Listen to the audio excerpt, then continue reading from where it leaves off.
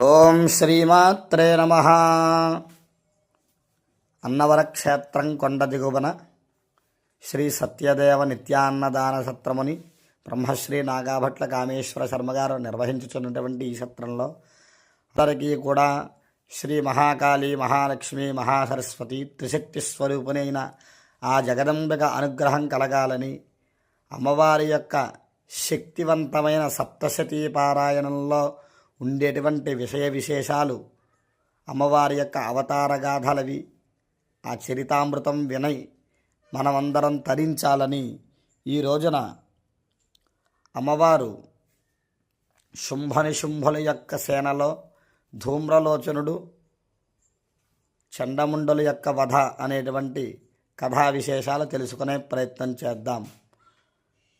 ఎప్పుడైతే అమ్మవారితో దూతగా వచ్చినటువంటి సుగ్రీవుడు పార్శ్వం శుంభనిశుంభయోహో, నీవు ఉండవలసినటువంటి స్థానము నీ అందముకి శుంభనిశుంభుల వద్ద అని పరిపర విధాల ప్రాదేహపడగా, అమ్మవారు యోమాన్ జయతి సంగ్రామే యోమే దర్పం వ్యపోహతి, ఎవరైతే నాతో యుద్ధం చేసి విజయాన్ని పొందుతారో వారినే నేను వివాహమాడతానని ప్రతిజ్ఞ చేశాను. కావున ప్రతిజ్ఞ పరిపాలన తప్పక పాటించి తీరవలసిందే. కావున నీవు నీ ప్రభువుని అంత బలవంతుడైతే తీసుకుని రా అని గంభీరాంతస్మిత జగౌ, గంభీరమైనటువంటి వచనలతో సింహగర్జిస్తూ చెప్పిందట. ఆ గర్జనకి, సింహం మెడలో ఉన్నటువంటి గంట శబ్దానికి భయాన్ని పొందినటువంటి దూత ఇక్కడ లిప్తకాలం ఉన్న ప్రాణం పోతుంది అని వెంటనే పరుగు పరుగున శుంభనిశుంభుల వద్దకు వచ్చి జరిగిందంతా చెప్పాడు. శుంభనిశుంభులు సక్రోధ ప్రాహ దైత్యానామధిపం ధూమ్రలోచనం, కోపాన్ని పొందిన వారై ధూమ్రలోచను అనేటువంటి అసురుణ్ణి పిలిచారు. వాడు దేవతలలో యముణ్ణి ఓడించినటువంటి పరాక్రమ వీర్యుడు. అటువంటి ధూమ్రలోచనుడు, హే ధూమ్రలోచన, నీవు నీ సైన్యంతో ఆ దుష్టురాల్ని కేశాకర్షణ విహ్వలాం, జుత్తు పట్టుకుని ఈడ్చుకుని రా అని ఆజ్ఞాపించాడు. సహంతవ్యో మరోవాపి యక్షో గంధర్వయేవవా, ఆమె వెనకాల యక్ష, గంధర్వ, కిన్నెర, కింపురుషాదులు, దేవతలు ఎవరున్నా సరే వారిని సంహరించు అని ఆజ్ఞాపిస్తే, వ్రతషష్ట్యా సహస్రానాం అసురానాం ధృతంయయౌ, షష్ట్యాం సహస్రాం 60,000 సైన్యంతో అమ్మవారు ఉన్నటువంటి హిమాలయ పర్వత ప్రాంతాల వద్దకు వెళ్ళాడు. అమ్మవారు ఎలా ఉందో తెలుసండి, చక్కగా కాంచనశ్రావ తిష్టతి.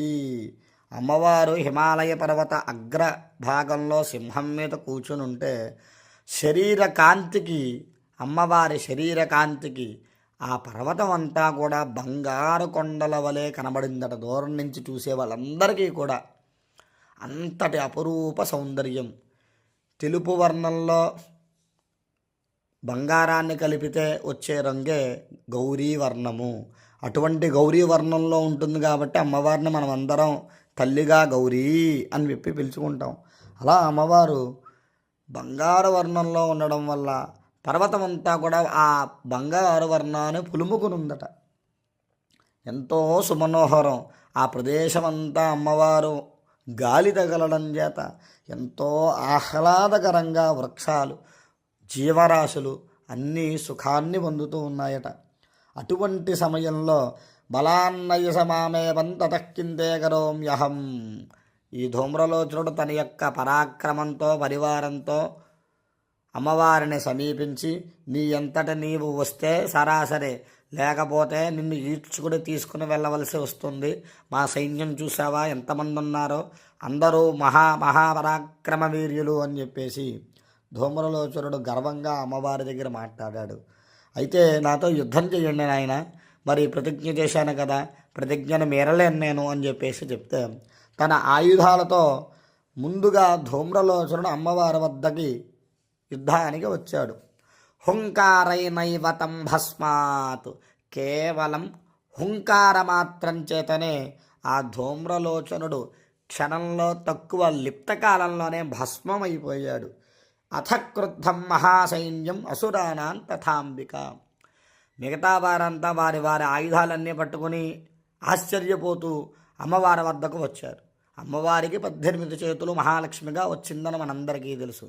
కేవలం 60,000 సైన్యానికి అమ్మవారి యుద్ధం చేస్తుందా?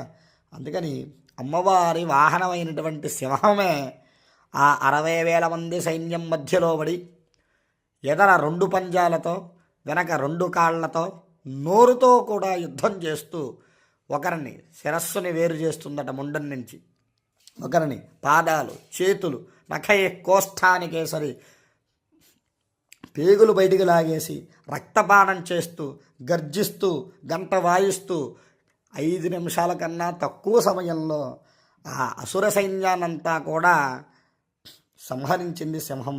ఏకసింహం, ఒక్క సింహం మాత్రమే. మిగతా హతశేషులంతా కూడా అమ్మవారిని శరణజొచ్చి శుంభుల దగ్గరికి, శుంభ ప్రస్ఫురితాధర, శుంభుడి దగ్గరికి వెళ్ళిపోయి, ఇంత ఘోరం జరిగిపోయింది మహారాజా, మొత్తం అమ్మవారు హుంకారం చేసినంత మాత్రం చేతనే ధూమ్రరాజుడు భస్మం అయిపోయాడు, అంతటి పరాక్రమవంతుడు కూడా, ఇక మిగిలిన వాళ్ళం మేమే, అందరినీ కూడా సింహం తాట తీసేసింది అని చెప్తే, హే చండ హే ముండ బలైర్ బహుభిః పరివారితౌ అన్నాడు శుంభుడు. ఓ చండముండాసురులారా, మీ యొక్క అసుర సేనా సమూహాన్ని, అశేషమైనటువంటి సైన్యాన్ని తీసుకుని అమ్మవారిని ఆక్రమించి అవసరమైతే హంతవ్య, చంపైనా తీసుకురండి అని చెప్పి ఆజ్ఞాపించాడు. వెంటనే వారు చతురంగ బలోపేత యజురభ్యుద్యత యుధా, చతురంగ బలాలతో 4 అక్షౌహిణుల సైన్యంతో బయలుదేరారట. ఒక అక్షౌహిణి సైన్యము రథాలు, 2 అక్షౌహిణుల సైన్యములు గుర్రములు, 1 అక్షౌహిణి సైన్యము ఏనుగులు, తర్వాత భటులు డాలు విల్లు పట్టుకుని వీరందరూ కూడా యుద్ధానికి బయలుదేరారట. దదృశస్తే తతో దేవి మీషద్భాసాం వ్యవస్థిత. యుద్ధం చేశాక అమ్మవారు మరలా శాంతస్వరూపాన్ని పొంది సింహస్యోపర శైలేంద్ర శృంగే మహతి కాంచనే, మనం అభిషేకం చేసుకునేటప్పుడు అమ్మవారి యొక్క వదనం ఎంత ప్రశాంతంగా చిరునవ్వుతో ఉంటుందో, మన కష్టమంతా కూడా మర్చిపోతామో అటువంటి ముద్రతో అమ్మవారు శాంతంగా ఉంటూ దేవతలకి అభయం ఇస్తూ ఉందట. అటువంటి అమ్మవారిని వీరు అనరాని మాటలవి అంటూ హాహాకారాలు చేస్తూ అట్టహాస్తం చేస్తూ శబ్దాలు చేస్తూ చతురంగ బలాలతో గర్జిస్తూ అమ్మవారి వద్దకు వచ్చారు. ఆకృష్టచాపాసిధరాస్తథాన్యే తత్సమీపగా, ఎప్పుడైతే అమ్మవారిని వారు సమీపించారో ఆకృష్టచాప, కృష్ణ అంటే నల్లటి వర్ణం అంట. ఇటువంటి నలుపు అంటే మసీవర్ణమభూత్తథా, కాటుక కన్నా నల్లని వర్ణంలో అమ్మవారు మారింది. భృకుటి కుటిలాత్కస్య లలాట ఫలకాదృతం, కనుబొమ్మలు ముడిపడి లలాటం చిన్నది దగ్గరగా కోప్పడినప్పుడైనట్టుగా అయ్యి వినిష్క్రాంతాశిపాశిని, పాశవికమైనటువంటి మనస్సుతో, అంటే జాలి చూపేటువంటి అవకాశం లేనటువంటి పరిస్థితిలోకి వెళ్ళింది అమ్మవారు. విచిత్ర ఖట్వాంగధర నరమాల విభూషణ, విచిత్రమైనటువంటి ఖట్వాంగం అంటే మంచం కోడి లాంటి ఆయుధాన్ని ధరించి నరమాల విభూషణ, అప్పుడే త్రకటార్చినటువంటి రాక్షసుల యొక్క శిరస్సులని దండగా వేసుకుందట మెడలో. ద్వీపి చర్మ పదీధాన, పులి చర్మాన్ని ధరించి శుష్క మాంసాతి భైరవ, శుష్కించిపోయినవాడు కాస్త వంగి ఉంటాడు, అలా వంగినట్టుగా అమ్మవారు ఉన్నది. అతి విస్తారవదన, విస్తారమైనటువంటి పెద్ద నోరు, జిహ్వా లలన భీషణ, ఆ జిహ్వా అంటే నాలుక అందరినీ చూసి భయాన్ని కొలుపుతూ ఉందట. అంత పెద్ద నాలుక పాదాలు దాటి ఎదరకు వెళ్ళిపోయిందట. పెద్ద నోరు, పెద్ద నాలుక, నిమగ్న రక్తనయన, ఎర్రటి కళ్ళట, అగ్ని కన్నా సూర్య తేజస్సు కన్నా ఎర్రటి ఎరుపు కన్నా ఆ కళ్ళు భయాన్ని గొలిపేలా ఉన్నాయట.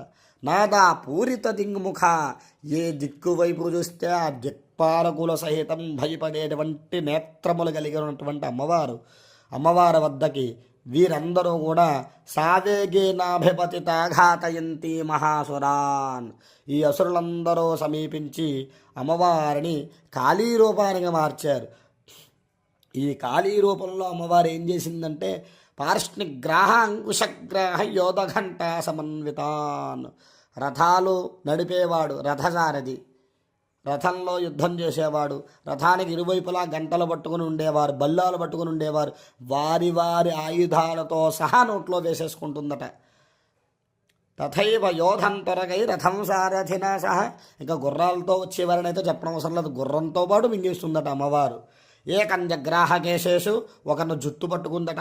గ్రీవాజా మథచాపరాం, మరొకరిని కంఠం పట్టుకుందట. పాదేనాక్రమ్య జైవాన్యాన్, ఒకరిని పాదాలను పట్టుకుందట. ఉరసాన్యం అబోధయతో, ఒకరిని నడుం భాగం పట్టుకుని నలుగురిని ఒక్కసారి నోట్లో వేసుకొని భక్షించిందట. కాలంలో చేసేవంటి దోషాలని కాలిగా వచ్చి తీసివేస్తుందట. అలాగా ఈ కాళీ అవతారంలో అందరినీ భక్షించడమే దాని యొక్క ముఖ్య ఉద్దేశం. అందుకని శాంతంగా ఉన్న అమ్మవారు కూడా ఇంత సైన్యాన్ని చూసి క్రోధానికి లోనై ఇక వీరు మారేలా లేరని తనలో ఐక్యం చేసుకునే ప్రయత్నంలోనే కాళీగా మారి వీరందరినీ మర్దనం చేస్తుందట. వారు ఈ అవతారాన్ని చూసి, ఆ నల్లని నలుపును చూసి, ఆ నేత్రాలను చూసి, చంపిన వారి యొక్క పుర్రెలని దండగా వేసుకోవడం చూసి వారందరూ భయపడి దూరంగా జరిగి అక్కడి నుంచే కత్తులు విసరడాలు, గండ్రగొడ్డళ్ళు విసరడాలు, బాణ ఆయుధ ప్రయోగాలు, శక్తి ఆయుధ ప్రయోగాలు చేశారట. ఆ ఆయుధ సమూహానికి అంతమంది సైన్యం కూడా అమ్మవారి మీదకి ఏకకాలంలో వేయడం చేత ఆకాశమంతా మూసేసిందట. ఆకాశ మార్గం పైన ఉన్నటువంటి దేవతలందరూ కూడా క్షణకాలం అమ్మవారు కనబడకపోయేసరికి కంగారు పడ్డారంట. ఏమైంది అమ్మ ఏమైందని చెప్పి వెతుక్కుంటున్నారట. చంటి పిల్లడు తల్లి కోసం ఎదురు చూస్తున్నట్టుగా వాళ్ళు కూడా ఎదురు చూస్తూ ఉన్నారట. అటువంటి సమయంలో ఛాదజామాస చక్రైశ్చ ముండః క్షిప్తై సహస్రశ, వారేసినటువంటి బాణ పరంపరనంతా కూడా అమ్మవారు తన దగ్గర ఉన్నటువంటి చక్రముతోని విల్లుతోని విరగ్గొట్టి దాడుతో అడ్డు పెట్టుకుందట. సూర్యుడు వర్షం పడేటప్పుడు మబ్బుల్లో మూసుకుపోయి కనబడ్డు, కానీ వర్షం తగ్గాక చాలా ప్రకాశవంతంగా మనకి కనిపిస్తూ ఉంటాడు. అలాగా ఒక్కసారి మబ్బులు విడినటువంటి సూర్యనారాయణుని వలె ప్రకాశించిందట అమ్మవారు. దశనోజ్వల, జ్వలిస్తున్నటువంటి సూర్యుల్లా కనబడింది. ఉత్థాజట మహాసింహం దేవి చండమధావత, అమ్మవారు సింహం పైన ఉంటూ యుద్ధం చేస్తూ దొరికిన వారిని దొరికినట్టుగా చంపుతూ భక్షిస్తూ మర్తిస్తూ విలయతాండవం చేస్తూ మృత్యునాట్యం చేసింది. ఇక చివరగా చండముండాసురుల్ని ఏకకాలంలో ఖట్వాంగంతో ఒకరిని, ఖడ్గంతో ఒకరిని వారి యొక్క శిరస్సుని ముండం నుంచి వేరు చేసింది.